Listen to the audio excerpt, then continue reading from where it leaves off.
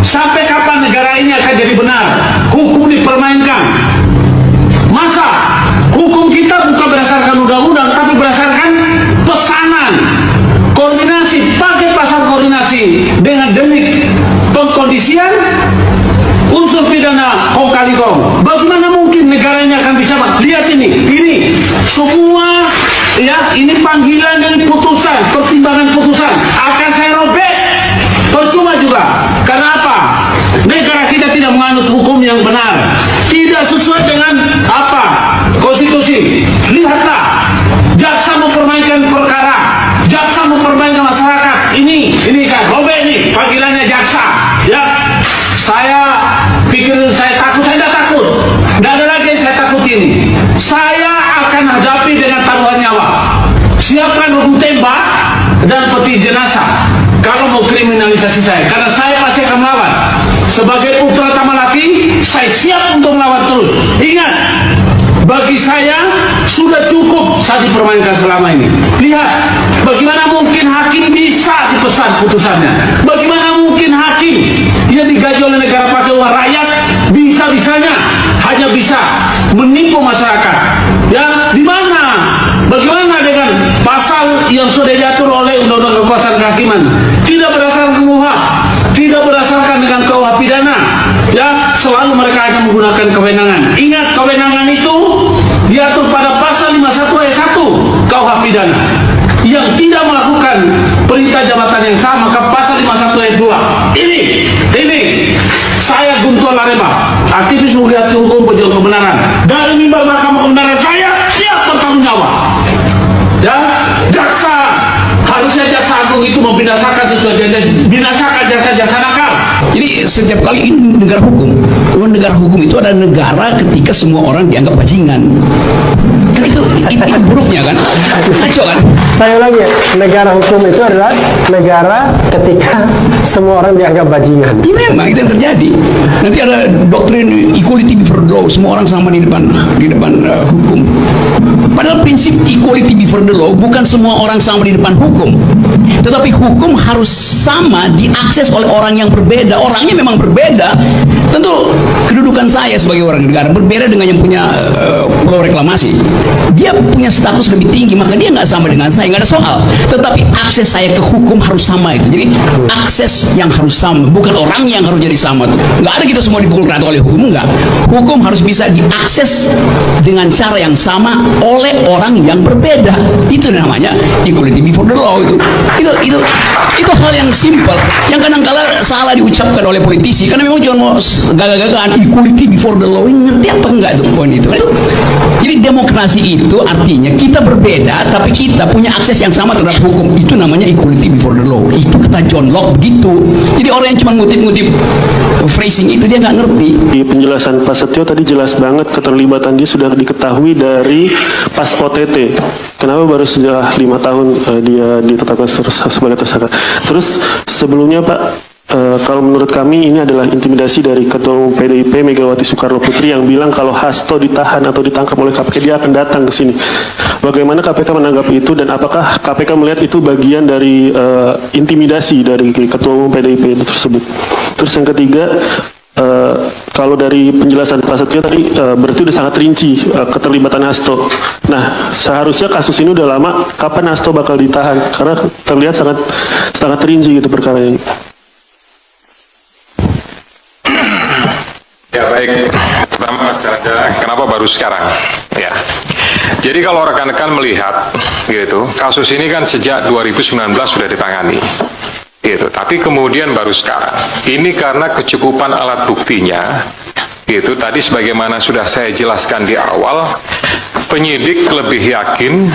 Gitu. Kemudian setelah pada tahap proses pencarian DPO Harun Masiku, gitu, ada kegiatan pemanggilan, kemudian ada kegiatan pemeriksaan, ada kegiatan penyitaan terhadap barang bukti elektronik. Nah, disitulah kemudian kita mendapatkan banyak bukti dan petunjuk yang kemudian menguatkan keyakinan penyidik untuk melakukan tindakan untuk mengambil keputusan, ya tentu melalui proses tahapan-tahapan sebagaimana yang sudah diatur di Kedeputian Penindakan, baru kemudian diputuskanlah ya terbit surat perintah penyidikan. Masih ada di dunia goib ini.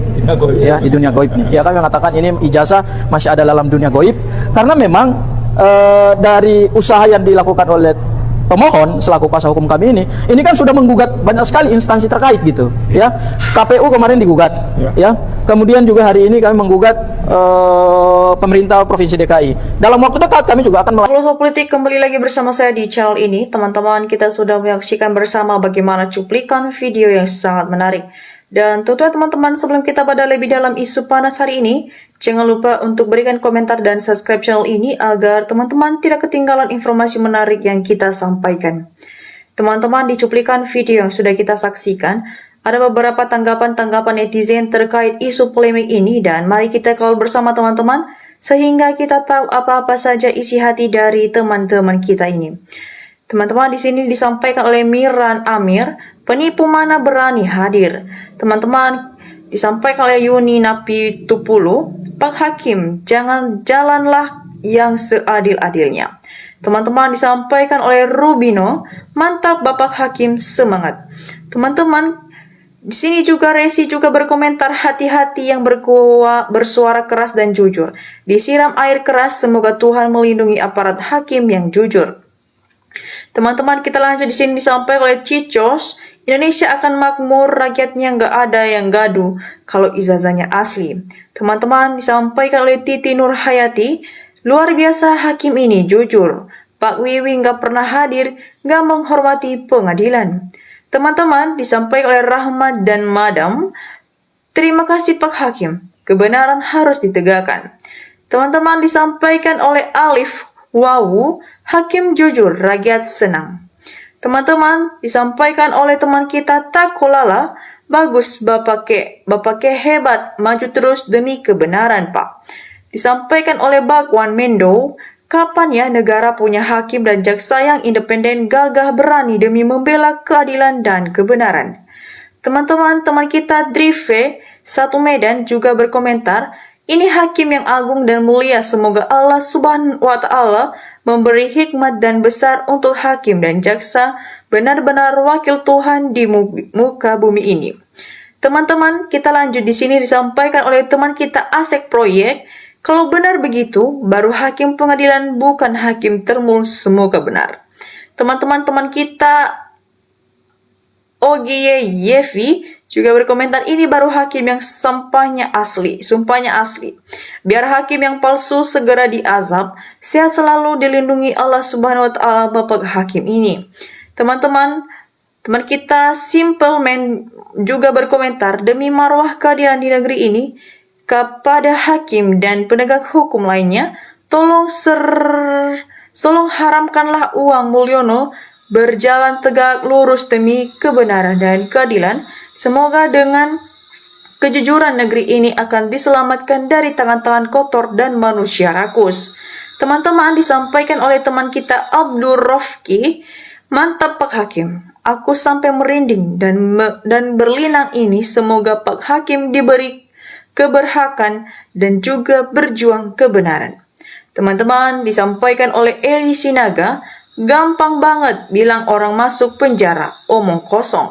Teman-teman, kita lanjut. Di sini disampaikan oleh Mulia, ini yang namanya pahlawan penegak kebenaran dan keadilan, pembela rakyat, pembela masyarakat lemah.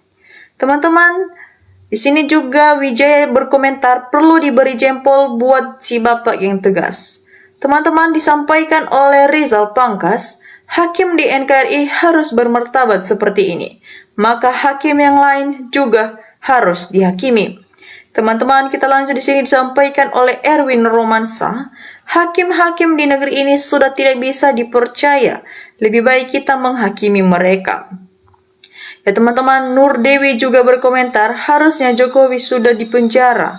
Jokowi sudah menghina dan menyakiti hukum di Indonesia dengan tidak mau memenuhi pengadilan. Teman-teman, di sini juga Wigandambayu berkomentar, seharusnya hakim jujur cepat harus dikawal. TNI biar aman, Dan semoga ijazah Jokowi palsu cepat selesai. Hakim jujur, masyarakat negara Indonesia mendukungmu.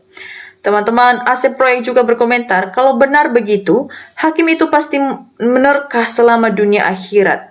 Teman-teman, disampaikan oleh Iwud Dasyuti, inilah hakim yang jujur, mereka punya pedoman dan tidak mau mengkhianati bangsa ini. Maka tunjukkanlah ijazahmu biar cepat selesai dan tidak berlarut-larut. Dan bila salah dipenjarakan, tapi kalau tidak bersalah lepaskan. Semoga hakim ini diberi kesehatan dan kuat dalam menghadapi rintangan, akan tetap tegar. Sukses Pak Hakim, semoga Tuhan selalu memberkati keluarga Bapak. Teman-teman, disampaikan oleh Will Hefni, maju terus demi tegaknya kebenaran dan kejujuran di negara ini. Teman-teman, teman kita Haji juga berkomentar, terima kasih Pak Hakim atas kejujuran. Semoga hakim dan jaksa adil dan jujur seperti Anda. Teman-teman, Amin Tubagus juga berkomentar, ini baru hakim, kalau memang benar bela yang benar, lanjut Pak Hakim, gak usah gentar. Teman-teman, kita lanjut di sini sampai oleh Lampung Kialanda, lawan terus Jokowi dan kroni-kroninya, agar keadilan dapat diwujudkan di Indonesia. Teman-teman, kita lanjut di sini sampai oleh Soed Rahman, setuju 1000% tidak hadiri pengadilan Pak Jokowi langsung ditangkap. Sampai oleh Ahmad Aja, jika hakim Indonesia kejujurannya 90%, saya pastikan penjara tidak akan penuh dengan orang yang benar di penjara, sedangkan yang salah tertawa. Teman-teman, disampaikan oleh Ehyon Cahyani, terima aja uangnya, kasihan kepada negara. Jokowi tetap diadili, uang Jokowi uang negara, uang rakyat. Teman-teman, disampaikan oleh Suparjo Jogja, maju terus Bapak Hakim yang jujur dan amanah. Teman-teman, teman kita Endang Nurhadrudin berkomentar, hebat, selamat berjuang penegak kebenaran, kejujuran dan keadilan. Semoga Bapak Hakim selalu sehat walafiat, panjang umur, selalu dalam lindungan dan bimbingan Allah Subhanahu wa Ta'ala.